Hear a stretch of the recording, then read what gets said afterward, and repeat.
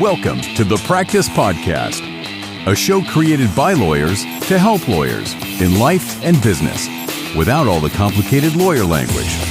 Let's welcome Bast Amron founders and your hosts, Jeff Bast and Brett Amron.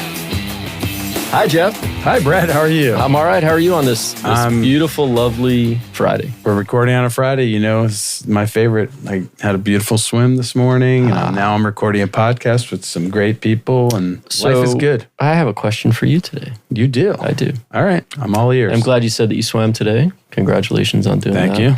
When you're about to start a swim, Okay. what goes through your mind, and what do you do to prepare yourself, whether it's a 5-mile swim or a 1-mile swim?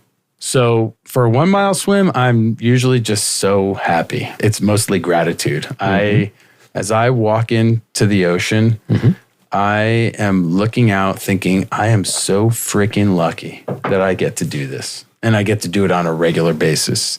It is, a day like today where the ocean was flat and calm and clear. And the sun was shining and the clouds were in the sky. It was just it's a beautiful day. And I literally, what goes through my moment is gratitude, honestly.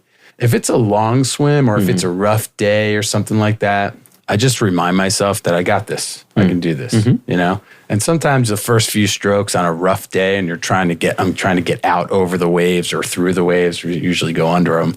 I ask myself, can I do this?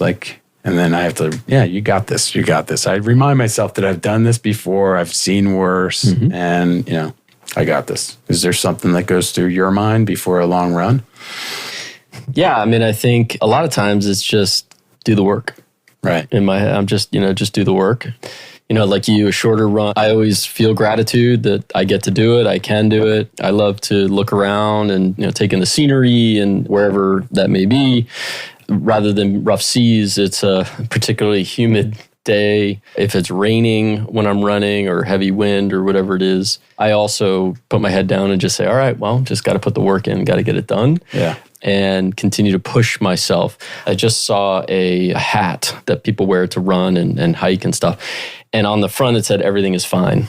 And on the bill of the cap, so you could see it, it says, you are fine, this is fine.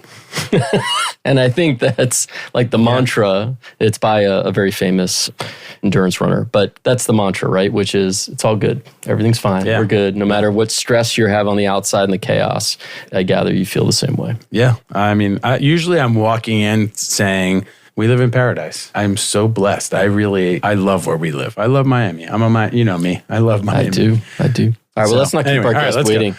Our guest today, I think he's a guy who loves Miami. He's been here a while. He's a legend in this community. I'd say he's a legend. He's just a legend, period. Okay. Yeah. A legend in my own mind. There he is.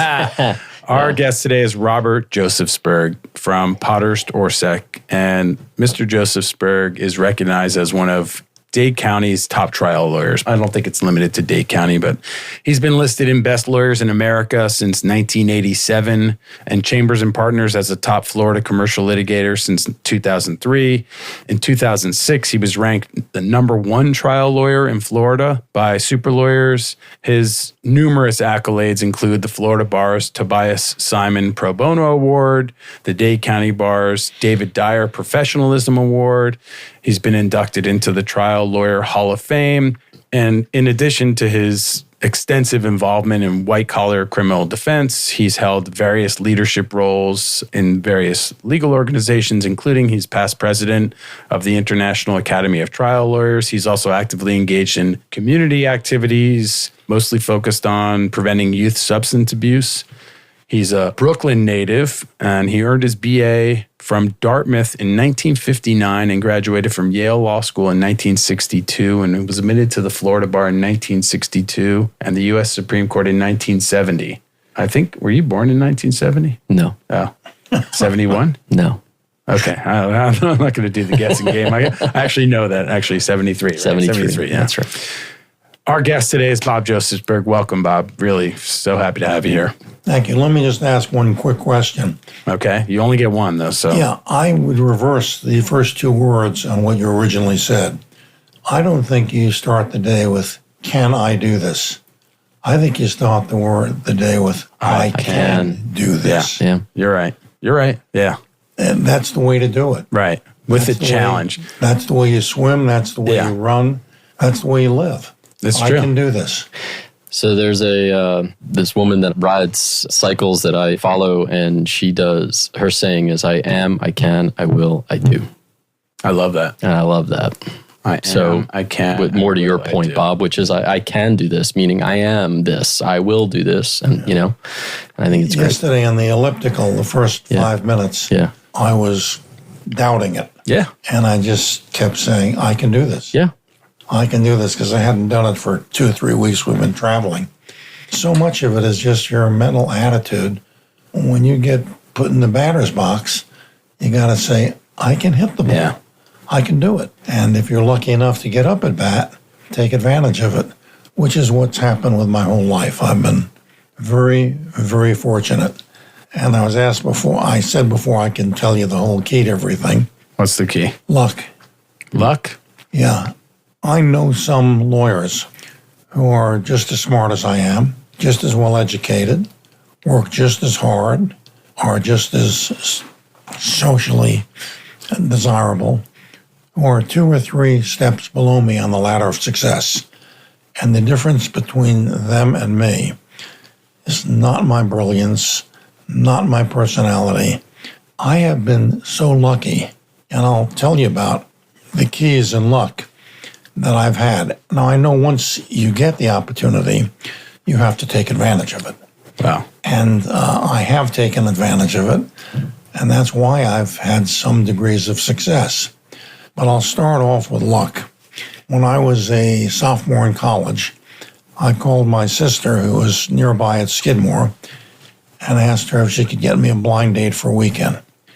She tried, and the person she tried was busy. So she contacted a friend who called and got her her second choice. And she's now been my wife for 64 years. Pure luck that first woman was busy. I love stories like that. I mean, That's I just amazing. stepped into it. The other 2 big cases in my career, which really had an effect upon my reputation, not on my talent. I was as talented before they happened, or lacked talent before they happened. And all of a sudden, I got these 2 big cases, and a lot of people thought, he must be pretty good. The first one was representing Jim Morrison? Jim Morrison. Is that, was one oh, of them. good, because I was planning to go there. I'm glad Jim you went Morrison, there. that's 1970. He and his California counsel had hired a local attorney, and they called him 3 times, and he didn't return the calls. So they fired him and hired me. Nice. If he had returned any of the calls, Right. I wouldn't have been hired. A lot of people thought, hey, he must be a big deal. I mean, look, Jim Morrison hired him. That was one. The other was a very large developer, H. Irwin Levy. And he had hired one of the great lawyers here, Bill Frates, when he had a big criminal case. And Bill Frates, along with Fay, who had been Democrats for Nixon, got tied up with, I think, Haldeman or Ehrlichman, one of them, from Nixon's group. And Bill had to be in Washington a great deal as a favor to Nixon. And he wasn't showing up for hearings for his client. His client came in very upset. What are you doing? You're sending an associate over. I need the first team, blah, blah, blah. And Bill Frady said, I'm sorry. I have these obligations in Washington. And the client said, well, what do I do? He said, well, you got to hire someone else. And the client said, well, who would you suggest? And I don't know why, because Bill is a generation ahead of me. And in terms of expertise and knowledge and stature, he's miles ahead of me. He, for some reason, although I really didn't know him, he suggested me. And all of a sudden, I'm representing H. Irwin Levy, who's one of the top developers, also a lawyer on the side. And people on both occasions, Morrison and this, said, wow, he must be pretty good if he got hired for those. And as I said before, I wasn't any better the day before I got hired. So was H. Irwin Levy before Morrison, before 1970? Or was Morrison first? No, I think Morrison was first. Morrison was about 1970. Okay, so you get a call in 1970. You're an 8-year lawyer from Jim Morrison, the lead singer of The Doors. Do you have, like, what goes through your mind at that point as an 8-year lawyer thinking, okay, Like, I'm going to go represent Jim Morrison. I was in total shock. Yeah. Were you a fan before that? Not in particular. Did you know who it was? Right. Like, did you know he was? I knew who it was. Right. And I knew the event that had occurred. Mm-hmm. And it was a big surprise to me. But I have been, as all of us have been, hired for things that down deep, if I could be objective, I wasn't ready for. There were better people than me. Right. I mean, at least you're thinking, right? You're you have to be nervous. Kind of like that wave or that run or the elliptical. Your first thought was, I'm not ready. But then... And then I can do it. Right. The whole thing was fascinating because the community reacted very badly. Anita Bryant and Pat Boone put on a rally for decency. And it was run by a young man, Alan Rosenthal, a lawyer. Mm-hmm. He was in high school or college then. And his father was a friend of mine. He handled this rally, and everyone was against Jim. And when I met with Jim, I told him the conditions of my being hired, and that if he wants me to put my heart and soul into helping him, he's got to help me. And he can't be drunk or high from here on in. And contrary to the movie about the Doors and Jim was a wonderful, lovely person with a great sense of humor. In the movie, they portrayed him as a selfish druggie. Right. And that's not what he was. He was a magnificent, talented person with so much charisma. Just amazing guy.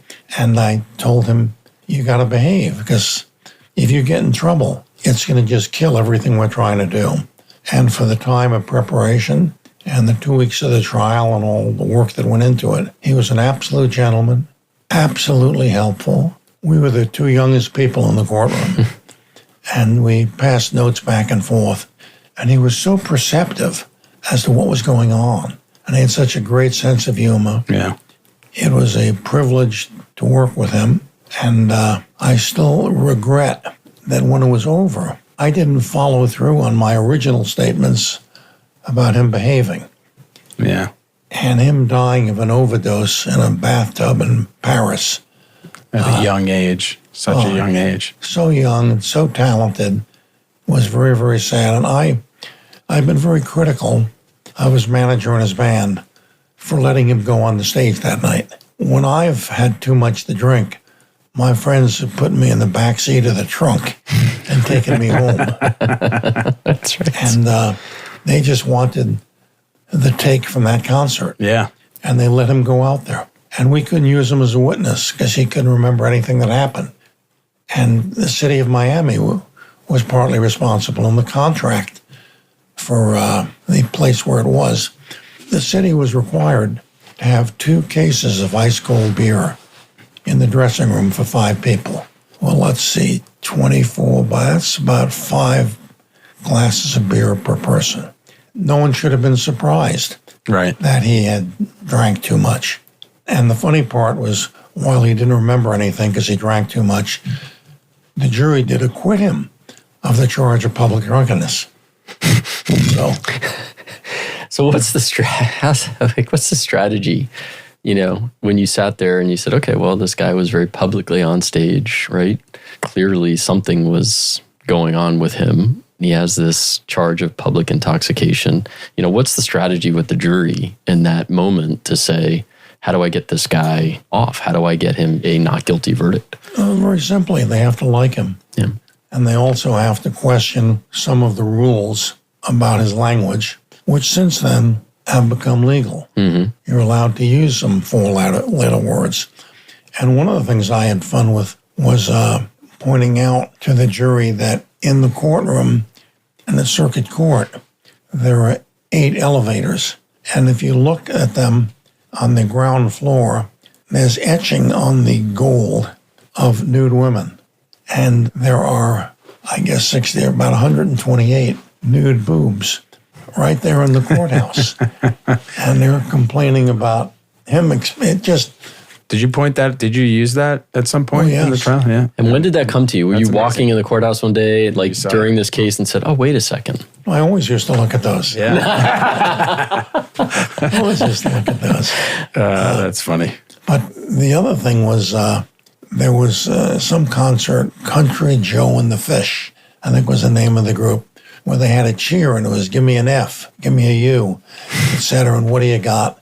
And I had to yell out 3 times, fuck. And a couple of elderly ladies almost passed out during jury selection. And it was interesting. We didn't try to dress him, and he wouldn't be dressed with a suit and a tie. He wore very hip clothing. And this is Country Joe did, or Jim Morrison? Jim Morrison. Yeah. It's funny you say that because I don't mean to interrupt you, but I just recently listened to an interview with him from that time. It was right before the trial, because one of the questions is, what are you going to do to prepare for the trial? And he says, I'm going to buy a suit and a tie, but I want one of those big fat ties. And like, that's what he said. And so he did not wear a suit at the trial? No. Morrison? And the most important part was the jurors who started off with suits and ties and their Sunday best. Over 2 weeks, many of them became much more hip. Oh, yeah? Yeah. Yeah. Yeah, no ponytails, but they loosened themselves up on the clothing, right? Yeah. A little more relaxed. And he was wonderful. And as was H. Irwin Levy. Amazing. It's true. I could stay right here the whole time. I have so many questions, but so those are pure luck. Right. The 3 things I mentioned, and there's a ton of others. Yeah. But I would respectfully, I think your characterization of luck is to some degree humility, which I appreciate. Yep. And I agree. Luck. You have the fortune. I mean, to me, being born in the United States is luck. Right off the bat, we already have so many advantages and so many opportunities, but luck, as I always say, is when opportunity meets preparation. So you had this opportunity and you were prepared and you seized it, as you said. But yeah, luck is the one that I'll be 86 in around 12 days. Happy birthday. Happy birthday. And I've got metal knees, metal hip, back surgery, shoulder, everything. But the advantage of being born in 1938 was such that when I applied to colleges, an acceptance meant, come up, you can do the work. A rejection meant, you don't belong here. This is a double diamond. You shouldn't be skiing on this road. And that was fine. Being rejected prevented disaster. You could get into the college. Same with law school. I could never get into my college or law school today. Oh, yeah. It's just a whole difference. Yeah. Nowadays, for every opening, there are 10 students who are totally qualified, and 9 of them get rejected. For sure. And I'm watching that with my 12 grandkids. Yeah. And the same with getting a job. When I came down here, I interviewed the first 4 days, and I got 5 jobs. The streets were paved with gold. It's so different today. Right. It is so difficult to get into college. Yeah. So difficult to get into a law school, and so difficult to get a job. And so with all the metal in my body, etc., it was still wonderful being born in 1938. When I played at night before my mother told me to get home, the streets were totally safe. Yeah. I could roam around anywhere, and it was a whole different world. And Brooklyn in 1938 was amazing. And as part of my education, I went to Lafayette High School. The only thing you know about that is that Sandy Koufax went there, was a year ahead of me, and was someone I knew. Lafayette High School has since closed because it had the lowest graduation rate and the highest crime rate of any school in New York City. But in terms of dealing with juries, which has been what I've been doing my career, I learned more about how to talk to juries at Lafayette than at Dartmouth or Yale Law School. A lot of those people in those Ivy League schools use big words. I don't know big words. I don't want to know big words. I talk as if I'm talking to my friends at Lafayette. I didn't just tolerate them. They were my friends. I do a monthly Zoom with 3 of my high school friends. Still. Yes. I love that. And they taught me how to speak to people who didn't have my IQ. And part of my job as a litigator is I act as a translator between what's happening and what the jury understands. And I don't get down to their level. I am at their level. Right. I can understand what the experts are saying, but I can translate it into plain English. Right. So I would say, and we often say, I mean, we have kids going through college and all that stuff too. And I always say, man, I would never get into my college, my university today. For sure. And law school and all that stuff. But I think that is a lot of humility, because I think that you particularly, or we would rise to whatever occasion we needed to. And I think it plays out over your career, and the brilliance of, you say I use small words, but you know that you have to do that. Like, not everybody that went to Yale or Dartmouth or any law school would know that in order to really get to a jury and be successful, I'm not going to use those words. That's not who I am, but I'm not going to use those words because that's not going to speak to them, right? And so at some point, was that something that was just innate to you, or is that something that was taught to you as a young lawyer? I think it was taught to me. I've had fantastic mentors. To start off with, William Meadows was the U.S. attorney. He was also the lay leader of the Methodist Church for the state of Florida. And he was the kindest, most decent person. He mentored me as a lawyer, as a husband, and as a father. And I had others. I had some judges who really helped me, who really liked me and wanted me to be successful. They really affected me, and I was very lucky in all of those. I can give you an example. It won't show in the video much, but I was in a trial involving construction law, and all the other lawyers were construction lawyers. And they used all these fancy language, and the jury was lost. And they put on an expert about the failure of a cantilevered member. And they discussed it, and the jury just sat there and listened, but didn't understand anything. I got up, and I took a cup like this, and I'll describe it since we're doing the video. Yeah. I put a piece of paper on top of it, and I said, is this piece of paper on top of this glass, with it sticking out on the side, is that a cantilevered member? I asked the expert, and he laughed, and he said, yes. And I knocked the piece of paper over, and I said, is that a failure of a cantilevered member? And he laughed and said, yes. And 2 jurors gave me a high sign. Because they understood. Because now they understood. Thank you for explaining it thus. Right. Yeah. And I have the ability to change things. It's one of the reasons that I get along very well with children, because I can talk on their level and they understand me. And I think part of the key of my relationship with 12 grandkids is that I talk on a level they understand and we get along. Yeah. It's part of learning, but it's also part of not learning. I remember a lawyer, a brilliant young man, who instead of asking, is everything okay, he would always say, is everything copacetic? I didn't know what the hell he was talking about. And people use big words very often to impress others or to let others know I'm smarter than you. And I have no desire to be smarter than anyone. I want to be their friend. Yeah. And so I've had no problem acting at that level. And it's not acting. I'm just a plain talker, very simple, and I get along with people. Yeah, it's authenticity. And that's part of why these opportunities came to you, and that's why the judges wanted to help you. And why did they decide that they liked you? Because they could tell that you're authentic and you were genuine and you were a good person and kind. And Because also when I messed up in court, I was very forthright about it. I had a very big case, and I mentioned that Junior McDermott, a witness, was the brother-in-law of the defendant, Hanley, from Hanley's on the Keys. And the other side jumped up, object. We approached the bench, and they said, there's no proof in this record of McDermott being Hanley's brother-in-law. And I stopped, and I said to opposing counsel and the judge, I didn't put in any evidence of that. I had 6 ways to prove that. I didn't put anything in. The judge said no. And I said, I'm sorry. I don't know what I can do to make up for that. You instruct the jury, but I just apologize. I made a mistake. And a few times when I've approached the bench, I've admitted to doing something stupid. And they appreciate that. One big one, my first case as an assistant U.S. attorney, I had a great witness from the Bureau of Drugs and Dangerous Drugs and Narcotics, a guy named Rick Dunnigan, amazing agent. And I knew that he knew more about trials than I did. And to this day, whenever I am getting near to the end of examining a witness, I turn to my client or whoever else is with me, and I ask, did I cover everything? And they tell me what I had left out.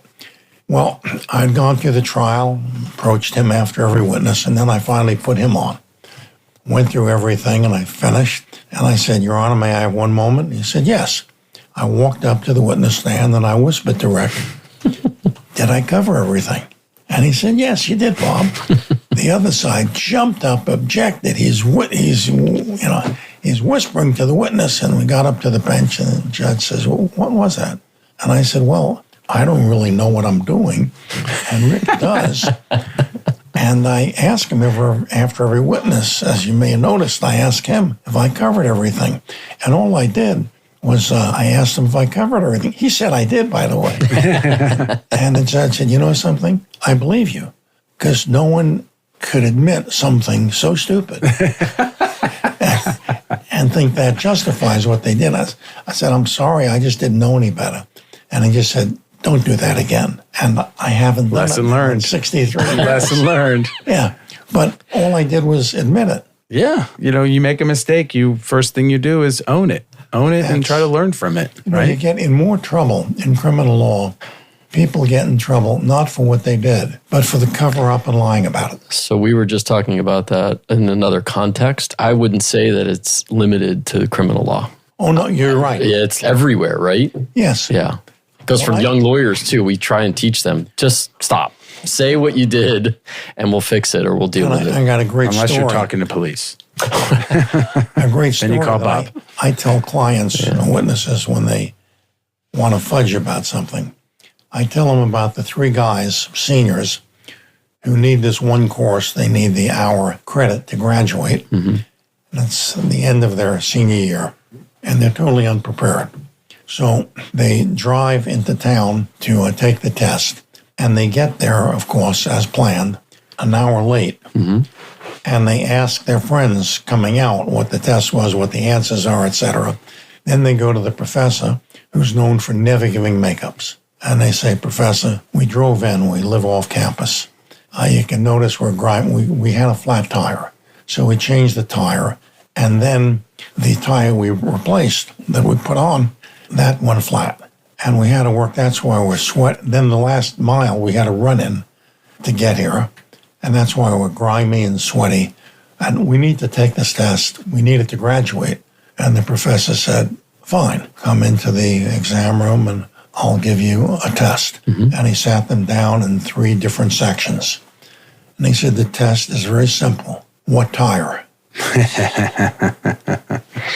And that's the way it happens when you lie. And I explain that to clients. I love that. And they get that. It's real simple. Yeah. You always, once you start lying, you get caught. It's hard. Simplest it's not easy to lie. For people, people think, oh, I'll just lie about just this. One.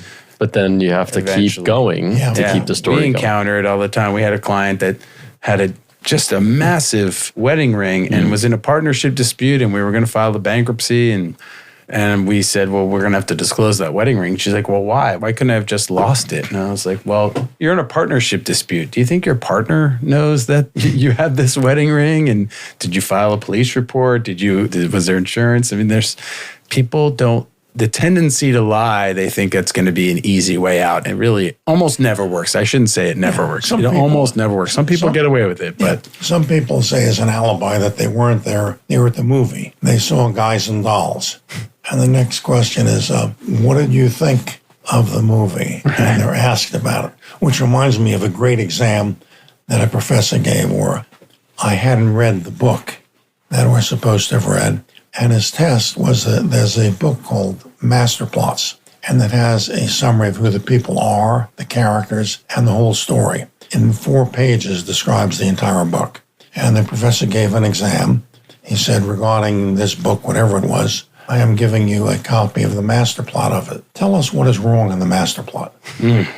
That's very tough for a guy who didn't read the book. Right, yeah. And just has the master plot. Right. But there are so many ways you get caught. Yeah. And it ain't worth it. Yeah. So I found that out. Eventually things catch up. Eventually. So what else can I tell you guys about? So we were talking before we went on air, and I think it's worth at least exploring that. And then I'd love to hear about all of your, and I think our listener would love to hear about all of your work in the community, because I think that is as vast as your professional career. And probably more important. And more important, as is your family life and 12 grandchildren. God bless you. So what have you seen have been sort of the changes over your career and its current, some of the challenges in the legal profession for young lawyers and people who are running law firms today? I was close with everyone at my first firm, Bowles, Prunty, Goodwin, and Ricecamp. I was close with everyone at the U.S. Attorney's Office after that, and close with my partnership with Dan Pearson, and close at Potter Orsec. Today, people in firms aren't close. Everyone is working remotely. We used to have lunch together at Sally's. Every day, almost all 8 of us would show up for lunch. And we talked, and I knew all of them, and I knew their families. And today, with everyone working remotely, and very effectively, they're very productive, but there aren't the fraternal relationships. And I miss that very much. I used to have my door open, and at least once a week someone would come in to talk with me, not just about a case, but about their marriage, about their kids. And that was a joy to be able to help people with things that I had been through. And today I leave my door open. No one comes in. There's no one in the office. They're not there. Right, they're not there. They're not in the office. And the few that are there apparently believe that they can solve their own problems. Well, I couldn't when I was young. And it took Bill Meadows, Bill Colson, Judge David Dyer, and a bunch of others to teach me. And I regularly ask questions. Once Judge Choate, a very difficult federal judge, just bawled me out during the hearing. I was trying to get someone released on bond because the federal drug group wanted him out on the street as an informant. We had a hearing to reduce his bond, which Choate denied, and he just reamed me during the hearing. Next thing I know, his secretary calls me up and says he wants to meet with you.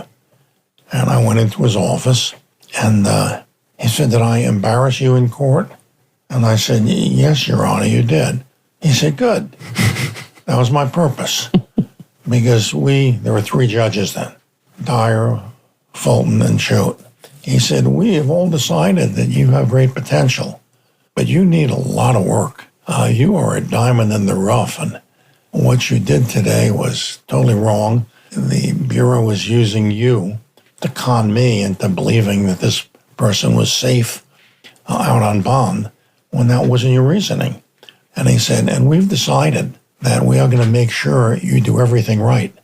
And when you don't, you're going to pay for it." Oh, man. Wow. And what a gift. Yeah. I mean, what a gift. yeah, he said, I'm watching you. What were you thinking after that? Were you thinking, "Oh, crap, I'm in trouble," or "God, I'm so lucky"? Or I'm so lucky. Yeah. I'm so lucky that someone cares? will tell me when I make a bad line call. Yeah. You know, Took the I don't want time. to be known as a cheat. I mean, that judge took the time to say to his secretary, "Call Mr. Josefsberg and bring him in my office because I want to talk to him. I believe in him, and I want him to understand why I did that." And I mean, that's amazing. he turned something that was very negative for me, Yeah. as being so criticized, Yeah. into something positive, saying, I'm watching you. And other judges, I'll give you my most favorite thing, Judge Fulton, whose father was a minister, whose one of his sons is a minister. Judge Fulton was the chief federal judge for a while. And I tried a case that I just did really well.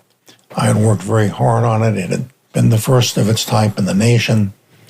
And first day of trial, I had exhibits marked 44 and 45. And the clerk said, "Ms. Josefsberg, you're on exhibit 3. I said, "Yes, but I want these marked for identification as 44 and 45. And the judge said, "Go ahead, do it." They did it. And 6 days later, I introduced 44 and 45, because at that time, I had the proper predicate for it, even though the witness in the beginning had possession of them. So that's why it got marked then. And I just did a lot of things real good. And Judge Fulton was very, very complimentary. afterwards, when the jury was out, he was telling me from the bench that I'd done a fantastic job. And I was strutting around like a peacock. And he said to me, this is 1964. He said to me, how is your wonderful wife and your 4 kids? He loved my wife. When I would try cases in Palm Beach, he asked me to bring the cases from the U.S. Attorney's Office. Only one attorney would go up there. So I'd take other people's trials and I'd try them up there. And when he would leave court, he would go and play golf with my wife. Nice. And he loved her and she loved him. And so he said, how is your lovely wife and your 4 adorable kids? And I said to him with pride, I said, I really don't know. Since this case started for 2 weeks, I've been leaving the house before they wake up. And I've been getting home after the kids are asleep. And he stopped and he stared at me. And he said, well, Mr. Josefsberg, hopefully someday you'll learn about the priorities in life. And walked off the bench. I mean, he didn't just rain on my parade, he shit on my parade. He embarrassed me. And he gave me a lesson that I never forgot, that my wife and those kids are very important. Yeah. And we get so ambitious. We want to be big deals in court. We want to be well prepared. We have to work very hard to do it.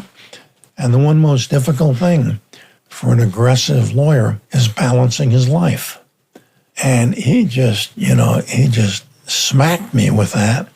And it's 1965? That's 35, that's 59 years ago. And I still think about that when I have to do something involving my family. Mm-hmm. And I take great pride. Someone once asked me, you should be nominated for Grandfather of the Year because you're coaching all the kids, you're at their games, you spend so much time with them. Shouldn't you be Grandfather of the Year? I said, I don't do this as a community service. Mm-hmm. I enjoy being with my grandkids, and I don't want to insult you, but frankly, I enjoy being with my grandkids more than I enjoy being with you. And that's why I'm with them. And I have been gifted. I mean, other things talk about luck. Temple Beth Am opened their basketball court, which other wealthy people donated to. The rabbi asked me to be one of the 3 commissioners, and I ran that league for 10 years. I coached. I was in charge of things, and it was just an opportunity that came my way, and I love doing that. One of my highlights was one of my best friends who I had dinner with last night, Dr. Richard Rubinson, who was my first expert witness. He was at Grace New Haven Hospital as a resident, and he was my witness at a mock trial. That's in 1961. He was one of the other 3 commissioners. The other was a dentist, Dan Franco. And Ruby was coaching his son's team, and he was getting way too aggressive and giving a lot of grief to the umpire. And the umpire warned him twice. And I went over and I told Richard, 2 technicals, you have to leave the gym. And he said, Bob, I got a team here. I said, someone else will coach it. I have to throw you out of the gym. Got 2 technicals. He agreed to walk out voluntarily. But it wasn't a good role model for the kids, arguing and being disrespectful to a referee. So I had that. I had the opportunity to amazing lawyers, David Doney, who did his career in reverse. He started off as counsel to General Development. Sure, the big developer, yeah. Then he became an assistant U.S. attorney. And while he was doing that, there was bidding for him. The governor wanted him as counsel, and the state attorney wanted him as her chief assistant, but he went with the U.S. Attorney's Office. And then he became in charge of the group on historic buildings. Historic Preservation Board. Yes, Historic Preservation. Right. Well, he and a fellow named Parker Thompson, who was well known, was a magnificent lawyer. The 2 of them had met with a minister to open a drug rehab. And the 2 of them were friends of mine, and they got me involved in what was then Spectrum. And I've been on that board now for 50 years, maybe 55. And the same thing happened with the Friendship Circle for autistic kids. And I put in a lot of time on both of those, and I really love them. Why do you do that? Why do you agree when you're a busy guy? You've told us you prioritize your kids and your grandkids. So why do you say yes to obligations with community organizations? It was just an opportunity I'd seen as a prosecutor and as a defense lawyer that drugs were having such an adverse effect upon our youth.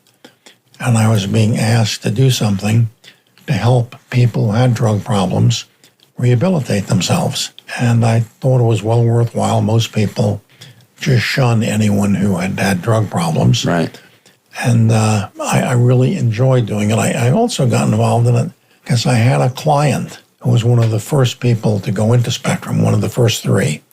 And Father Fred Harrison was a unique human being who ran the place. And then thereafter, they've been wonderful leadership, and it's gigantic. It's the largest drug rehab now. And I just thought it was something that I should do. In terms of, I knew I would not sleep well if I didn't. If you turned it down, yeah. And so those and a whole bunch of other things I've done. And I've been lucky. I've been appointed to some great committees, including one by the Supreme Court on criminal rules, where I met with the greatest judges and members of the Department of Justice. Amazing. And I've just been lucky. Like Janet Reno was a close friend because we worked, Dan Pearson and I had part of the center core of the City National Bank building. And on the other side of the center core was Janet Reno and Lewis. Guy Lewis. Not Guy Lewis. The Lewis who became Secretary of State. I don't remember his name before we're through. It takes a while. I was good friends with Janet, and we were such good friends that when I had a very important case and she needed information to determine what to do about my client, and she was busy and I was busy, and she said, what are you doing tonight? I said, I'm coaching a girls softball game. She said, where? I said, Sunnyland Park. And she came and she stood in the first base coach's box with me. And we discussed the case, and she loved it. She loved meeting that way.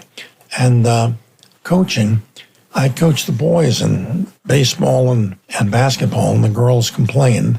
And they said, we're going out for girls softball. So I coached their teams. I was called Coach Grandpa after when I coached, there was an assistant.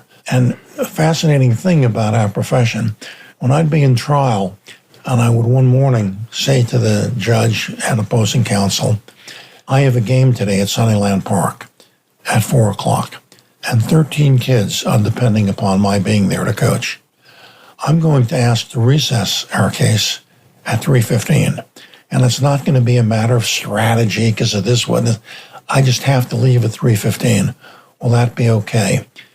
And the 40 times, roughly, that I asked for that, every judge and every opposing counsel said, no problem, Bob. Right. We'll stop before 3:15. Because they understood that 13 kids, one of them who had some serious problems, played center field, and I used to hit her fungos beforehand. She eventually caught a fly ball, to everyone's shock. Amazing. And the thrill of that. So you want to talk about thrills? Yeah. Her playing, and we had the greatest coach. Amazing. A coach who was divorced and stayed in touch with his two daughters through coaching them at softball. He was a fireman. Wow. And the other biggest case I handled was a friend's gardener's son who was accused of having a broken red light and resisting arrest. And do you know what DWB is? It's driving while black. Yeah. Oh, yeah. And he was in the wrong neighborhood, I think the Gables. And I tried the case, and the judge saw what it was about, dismissed the case. And he said to me, Mr. Josefsberg, my dad's a gardener. I'm a senior in high school. I have a part-time job, but I can't pay you. But I want you to know this. You just saved my college scholarship. Because if I was convicted of resisting arrest, the school wouldn't give me a scholarship. Well, that was one of the greatest cases I don't remember his name. Best fee you ever got. Yeah. I mean, I take such great pride in having that happen. Amazing. And one other great case, magnificent guy, because I just thought about it, because you mentioned firemen. There was a barber at Pete's Barbershop who had 7 or 8 kids, and sometime before the first Super Bowl, he decided he needed money to buy some gifts, Christmas gifts for his kids. So he got up at 4 a.m., got on the line, and bought 8 tickets to the first Super Bowl. And then put an ad in the paper to sell them. And an undercover policewoman showed up at his home, and after doing the transaction, arrested him. You weren't allowed to scalp tickets then. And we went to court, and we had a magnificent judge. And I had one witness. Forget the hierarchy, but he was either the chief or assistant chief of the fire department for the Gables or the city. Came there and said that this young man is one of our star firemen. And if he is convicted, even if you withhold adjudication, I can't keep him on my staff. And we really can't afford to lose him. The community can't afford to lose him. And the judge, for some cockamamie reason, dismissed the case and gave me back the evidence of the 8 tickets. And I gave them to him, and he said, Mr. Josefsberg, I want to repay you, and I will, but it'll take me time. But I thank you. You just saved my career. And I said, let me ask you something. What are you doing with those 8 tickets? He said, I'm not scalping them. I'll tell you this much. I said, well, I got a deal. I'll charge you $400, and you pay it with 8 tickets. And I took Chester Bedell, the outstanding lawyer in the state of Florida, my partner and 6 other people, to that game. Super Bowl. And the other funny part, you know what he was called at the barbershop from there on in? He was called the scalper. Amazing. So you get lucky when you run into cases like that. Luck, yeah. I appreciate that you're calling it luck. I'm calling it humility, authenticity, charm, whatever you want to call it. It's you put yourself out there. You did well, and you did good also. The luck of him getting arrested. Yeah. The luck of my knowing him from the barbershop. Right. Yeah. I mean, those are things that just someone else life, up right? and above us directed. Yeah. Amazing. This is amazing. This has been an honor. Really, I love it. We could do for hours and hours and I will hours. do 3 of these episodes at least. Yeah. Thank you so much for joining us. Thank you, Bob, for coming in and doing this. We appreciate it. This is as much fun for me as you're swimming and running in the morning. Talking. I appreciate and that. Discussing things. Well, maybe you're a part of what makes Miami beautiful. So thank you. Thank you for sharing with us. And if you enjoyed this episode, please leave us a review, share the show, follow us, and we will see you next time. And let me give you the answer I gave for this lecture on professionalism. And if you didn't enjoy this, step outside and we'll settle this. Thank you, Nelson. Thank you, Jeff. Thank you, Bob. Thank you. For more information on this show and other resources, visit fastamron.com and connect with us on LinkedIn, Facebook, and Instagram @FastAmron.